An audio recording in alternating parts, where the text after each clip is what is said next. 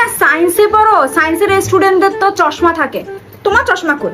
নাই, সমস্যা নাই, সামনে হয়ে যাবে, দেখবা চশমা লেগে যাবে। পাশের টেনশন করতেছো? তোমরা না সায়েন্সের স্টুডেন্ট, তোমাদের তো প্র্যাকটিক্যালই আছে, প্র্যাকটিক্যালেই তো তোমাদের অর্ধেক নাম্বার উঠে যায়, তোমাদের তো পাস হবেই হবে। যত সব টেনশন আমাদের কমার্স আর আর্টস দেবে না, তোমরা তো পাস করবে, প্র্যাকটিক্যাল আছে না। তোমাদের সায়েন্সের সবাই অনেক ট্যালেন্টেড, তাই না? তোমরা তো শিওর গোল্ডেন এ প্লাস পাবা, তোমরা যেভাবে পড়ালেখা করো ভাই, যতগুলো ম্যাথ করো, তোমরাই তো গোল্ডেন এ প্লাস পাবা।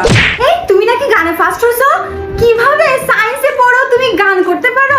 আল্লাহ, আমি তো মনে করছি সায়েন্সের স্টুডেন্টরা অনেক বোরিং হয়, ওরা শুধু পড়ালেখাই করতে পারে আর কিছু করতে পারে না। সত্যি করে বলো তো, সায়েন্স মনে হয় তোমার আব্বা আম্মু তোমাকে জোর করে দিচ্ছে, তাই না? তোমার মনে পড়তে ইচ্ছা করে না না সায়েন্স? আমি বুঝছি তো, অনেক কষ্ট, তাই না? ও তুমি ডাক্তার হবা তাই না, এই জন্য এখন থেকে এগুলো পড়তেছো? ও এটা প্র্যাকটিক্যাল খাতা। যাই হোক, তুমি তো সায়েন্সে এমনি পড়ো, না হয় ডাক্তার হবে, না হলে ইঞ্জিনিয়ার হবা, আর কি বা হবা? ডাক্তার ইঞ্জিনিয়ার হবে না, শুধু বিসিএস দিবা, তাহলে সায়েন্স কেন পড়তেছো?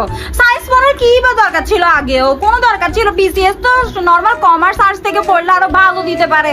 মানে তোমরা এগুলো কেন করো বুঝি না। তোমরা প্রথমে সায়েন্স নাও, পরে আবার গিয়ে বিসিএস দাও, মানে কমার্স আর্টস এর কাজগুলো তোমরা কেন করো বলো তো?